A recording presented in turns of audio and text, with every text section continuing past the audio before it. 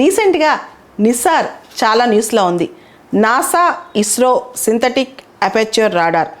ఇది US NASA వాళ్ళు, భారతదేశం యొక్క ఇస్రో వాళ్ళు కొలాబరేషన్ అనమాట.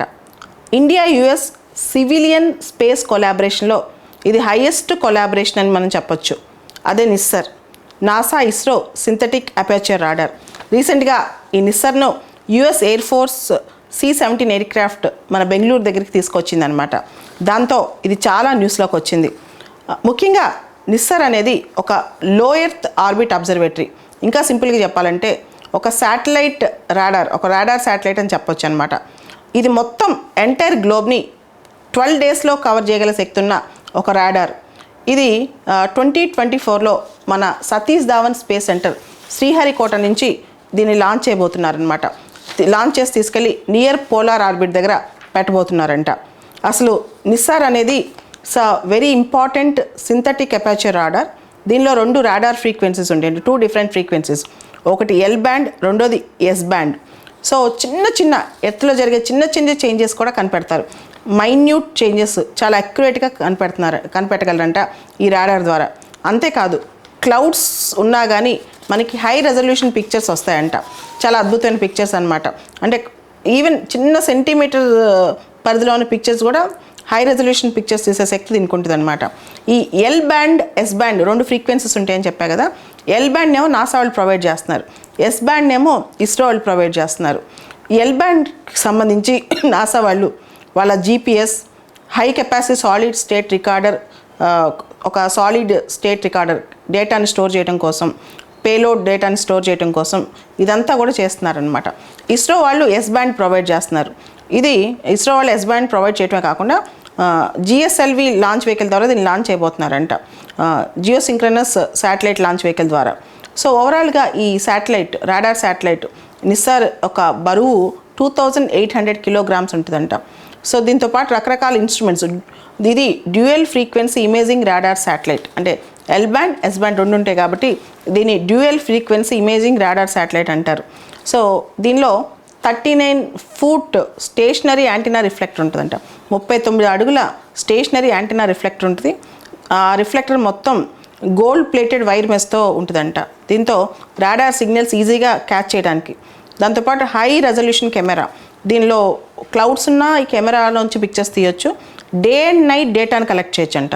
ఈ వెదర్ కండిషన్స్, ఎటువంటి వెదర్ కండిషన్స్ ఉన్న డే అయినా నైట్ అయినా ఈ నిస్సార్ రాడార్ శాటిలైట్ అనేది 3 years పాటు తన పనితీరు ఉండొచ్చని అంచనా వేస్తున్నారు. మన ఎస్ బ్యాండ్ అయితే 5 years పాటు వర్క్ చేస్తుందంట. మినిమం అయితే 3 years వర్క్ చేస్తానంటున్నారనమాట. దీనివల్ల బెనిఫిట్స్ ఏంటి? NISAR, NASA ISRO synthetic aperture radar వల్ల బెనిఫిట్స్ ఏంటి? ఒకటి, ఎర్త్ సైన్సెస్ సంబంధించిన డేటా చాలా వరకు వస్తుంది.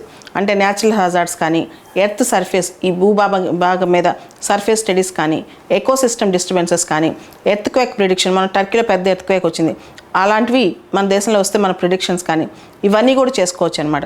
తర్వాత డిజాస్టర్ మేనేజ్మెంట్, విపత్తు నిర్వహణ, ముఖ్యంగా న్యాచురల్ డిజాస్టర్స్ వచ్చినప్పుడు, వాల్కనో ఎరప్షన్స్ వచ్చినప్పుడు, సునామీస్ వచ్చినప్పుడు, ఎర్త్క్వేక్స్ వచ్చినప్పుడు, కోస్టల్ ఎరోజన్స్ వచ్చినప్పుడు ఫాస్ట్గా మనం రెస్పాండ్ అవ్వచ్చు. దీనివల్ల మనకు డేటా వస్తాయి.